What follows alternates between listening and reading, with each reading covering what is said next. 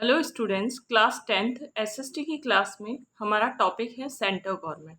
Centre government से related हम लोकसभा पे डिस्कस करेंगे powers and the rights and the duties of the Lok Sabha, जो हमारा सेंटर गवर्नमेंट से रिलेटेड टॉपिक है। हम पावर्स ऑफ द लोकसभा में सबसे फर्स्टली डिस्कस करेंगे जुडिशियली पावर।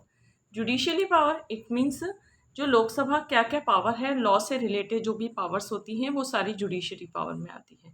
सबसे फर्स्टली हमारा आ जाता है according to the constitution, the Indian parliament can form laws on the subjects of the union list and the concurrent list and the residual subjects.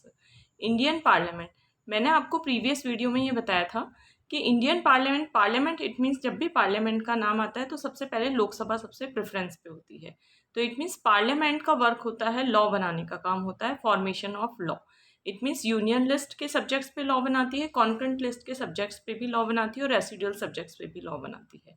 तो जहाँ पार्लियामेंट आ गया वहाँ पे हम लोकसभा की पावर में स्टडी करेंगे कि लोकसभा फॉर्मेशन ऑफ लॉ से रिलेटेड वर्क करती है, यूनियन लिस्ट पे लॉ बनाती है। Union list it means country level पे जो सब्जेक्ट्स आते हैं उन पे लॉ बनाने का काम लोकसभा करती है, प्लस कॉन्करेंट लिस्ट पे लॉ बनाने का काम लोकसभा करती है। इट मीन कॉन्करेंट लिस्ट पे लॉ बनाने का काम लोकसभा भी कर सकती है और लेजिस्लेटिव असेंबली भी कर सकती है। लेकिन इन केस अगर लोकसभा और लेजिस्लेटिव असेंबली में डिस्प्यूट हो जाता है कॉन्करेंट लिस्ट के किसी सब्जेक्ट से रिलेटेड, तो लोकसभा के डिसीजन को प्रेफरेंस दी जाती है और रेसिडुअल सब्जेक्ट्स पे भी लोकसभा लॉ बनाती है। फिर नेक्स्ट हमारा आ जाता है in some cases also on the subjects of the state list. और स्टेट लिस्ट के से रिलेटेड कोई सब्जेक्ट होता है तो उस पर लॉ बनाने का काम भी लोकसभा करती है। इन कॉन्टेक्स्ट तो simple non financial bill it means ordinary bill pass करने का वर्क भी लोकसभा करती है और कॉन्स्टिट्यूशन के अमेंडमेंट से रिलेटेड बिल भी लोकसभा पास करती है। इट मीन्स सबसे पहले कॉन्स्टिट्यूशन के अमेंडमेंट से रिलेटेड लोकसभा और राज्यसभा में सिंपल मेजोरिटी से बिल पास किया जाता है, फिर 2/3 मेजोरिटी से बिल पास किया जाता है। फिर नेक्स्ट हमारा आ जाता है provides any of these types of bills. सबसे फर्स्टली लोकसभा में प्रेजेंट किया जाता है कोई भी बिल और फिर सेकेंडली राज्यसभा में प्रेजेंट किया जाता है और बाद में साइनिंग अथॉरिटी प्रेसिडेंट के पास होती है। सबसे फर्स्टली मैंने आपको जुडिशियली पावर में बताया था कि लोकसभा यूनियन लिस्ट पे लॉ बनाने का काम करती है, कॉन्करेंट लिस्ट पे लॉ बनाने का वर्क करती है और रेसिडुअल सब्जेक्ट्स पे भी लॉ बनाने का वर्क करती है। Union list it means country level पे जो सब्जेक्ट्स होते हैं वो यूनियन लिस्ट में आते हैं। कॉन्करेंट लिस्ट में स्टेट लेवल के भी मैटर आते हैं और कंट्री लेवल के मैटर भी आते हैं। लेकिन अगर स्टेट लेजिस्लेटिव असेंबली और लोकसभा के बीच में डिस्प्यूट हो जाता है कॉन्करेंट लिस्ट के किसी सब्जेक्ट से रिलेटेड, तो लोकसभा के डिसीजन को प्रेफरेंस दी जाती है और लोकसभा स्टेट लिस्ट से किसी सब्जेक्ट से रिलेटेड भी लॉ बनाती है, plus non financial bill it means ordinary bill और कॉन्स्टिट्यूशन के अमेंडमेंट से रिलेटेड भी लॉ बनाने का काम लोकसभा करती है। फिर नेक्स्ट हमारा आ जाता है फाइनेंशियल पावर। लोकसभा की फाइनेंशियल पावर इट मीन्स हम पार्लियामेंट की फाइनेंशियल पावर भी इसमें स्टडी कर सकते हैं। सबसे फर्स्टली हमारा यहाँ से पॉइंट टेक करेंगे आप लोग। According to article 109 money bill can only be presented in the Lok Sabha.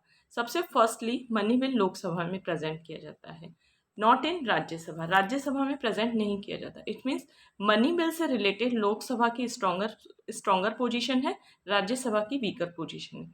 After being passed in the Lok Sabha में जब मनी बिल पास हो जाता है, a money bill sent in the Rajya Sabha में मनी बिल सेंट किया जाता है and it is mandatory for the Rajya Sabha to return this bill to the Lok Sabha within 14 days of the receipt. It means जब राज्यसभा में bill present किया जाता है तो 14 days के ड्यूरेशन में राज्यसभा को उस पर सजेशन देके वापस लोकसभा में बिल को लौटाना पड़ता है। इस तरीके से जो राज्यसभा की जो सजेशन है वो एक फॉर्मेलिटी है। इट मीन्स राज्यसभा की जो पोजीशन है वो वीकर है मनी बिल से रिलेटेड और लोकसभा की स्ट्रॉन्गर है। फिर नेक्स्ट हमारा पॉइंट आ जाता है नेक्स्ट पावर में, power of control on the executive. Power of control on the executive it means parliament की जो एडमिनिस्ट्रेटिव पावर है वही लोकसभा की एग्जीक्यूटिव पावर है। Executive power it means parliament की एडमिनिस्ट्रेटिव पावर जहाँ भी आ जाए, तो यहाँ पे हम स्टार्ट करते हैं कि जो काउंसिल ऑफ मिनिस्टर होती है इट मीन्स कैबिनेट होती है, वो लोकसभा और राज्यसभा के लिए रिस्पॉन्सिबल होती है। लोकसभा और राज्यसभा दोनों ही council of minister it means cabinet से क्वेश्चंस पूछ सकते हैं, क्रॉस क्वेश्चंस कर सकते हैं।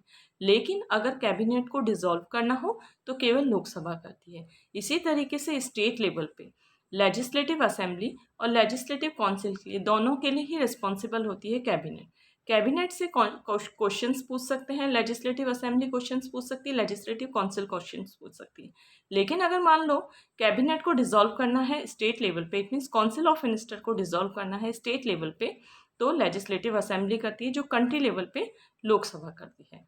फिर हमारा आ जाता है according to the constitution, constitution के according the executive the council of minister is responsible towards the parliament in practice of Lok Sabha.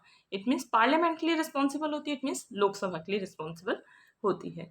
The council of minister remains in office only till it enjoy the support of the Lok Sabha.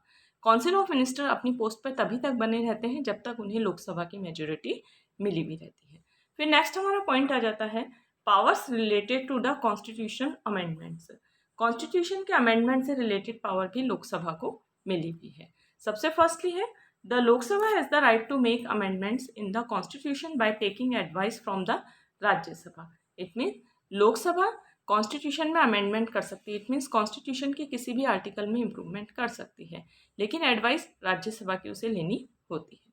According to section 368 section के according the constitution the work of making amendment in the most of the part of the constitution is done by the parliament। it means constitution के amendment से related जो भी powers होती है वो parliament को मिली हुई होती है, इट मीन्स लोकसभा को मिली हुई होती है। फिर नेक्स्ट हमारा पॉइंट आ जाता है functions in the form of the election commission. It means election से रिलेटेड पावर भी लोकसभा के पास आती है। स्टूडेंट्स, मैंने आपको प्रीवियस वीडियो में, इट मीन्स प्रीवियस क्लास में ये बताया था कि इलेक्शन से रिलेटेड जो भी पावर्स होती है वो पार्लियामेंट में होती है, इट मीन्स लोकसभा में। तो यहाँ हम लोकसभा की पावर इलेक्शन से रिलेटेड डिस्कस कर रहे हैं, तो इट मीन्स है Lok Sabha according to section 54 the members of the Lok Sabha along with the members of the state legislature jointly elect by the president. President को इलेक्ट करने का वर्क कौन करता है? लोकसभा और स्टेट लेजिस्लेचर के मेंबर मिलकर प्रेसिडेंट को इलेक्ट करने का वर्क करते हैं। स्टेट लेजिस्लेचर के members it means legislative assembly के मेंबर।